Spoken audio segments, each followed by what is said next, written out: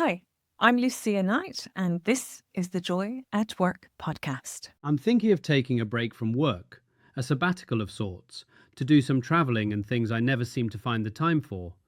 Will this kill my career prospects when I come back? This question taps into something I've been noticing for years. More and more mid career people seem to be wrestling with the idea of hitting pause on our very long work lives to, well, live more.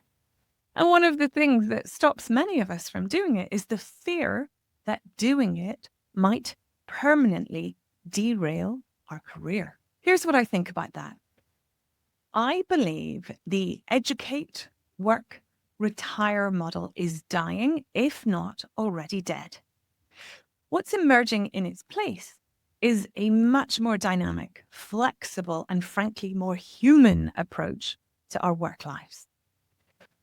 When people used to live shorter lives and have shorter, healthy lifespans, retiring in your fifth or sixth decade of life made sense. But that's not how it is for many of us.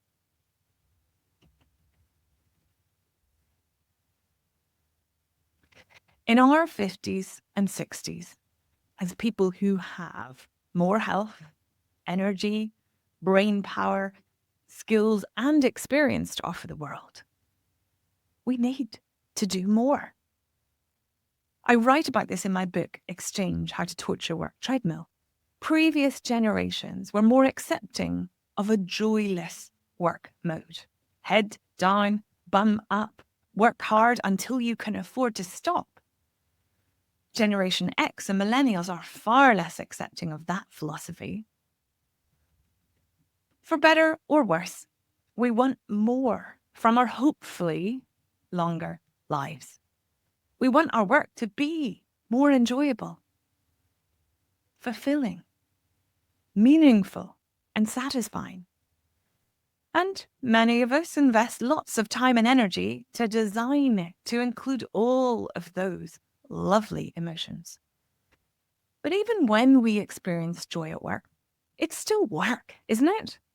And if we end up having work lives that last for 6 or 7 decades instead of 4 or 5 decades, we've got time to play with our lives, haven't we?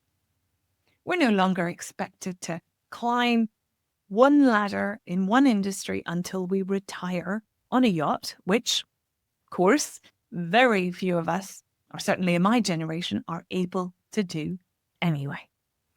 Instead, we can create opportunities for change. And look, sometimes we're forced into that change. So whether it's a choice or it's forced upon us, we get moments to reinvent, to reskill, to study something new, to take travel breaks, to volunteer, to spend more time with the kids or the grandkids. Over decades, for the rest of our active lives, we get to mix paid work with meaningful life experiences. Here are some quick and dirty examples.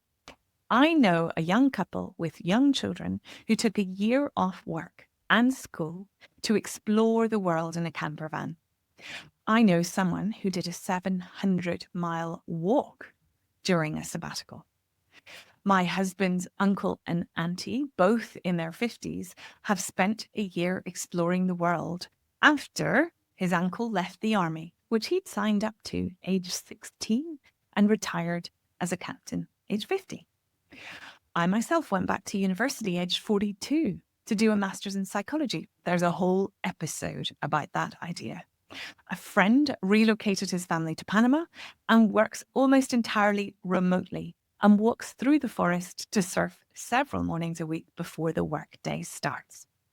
Another friend took her teenagers for a long summer holiday around Vietnam, Thailand, and Cambodia, potentially their last family holiday before the empty nest arrives. Many parents take a career break to help their children grow up. Many children take a career break to help their parents grow old. Some of us start a business to see if we can make it work. Some of us decide that working remotely brings joy at work and in life. Some of us do an MBA. Some of us just lump all our holiday together and take a long trip en famille to a different part of the world. So, to answer our listeners' question, will a sabbatical kill your career? No, not if you design it well. In fact, it may be the smartest career move you'll ever make. Breaks, sabbaticals, even gap years in midlife are becoming more normal, not less. They're not just tolerated, they're increasingly seen as a sign of courage, creativity, and adaptability.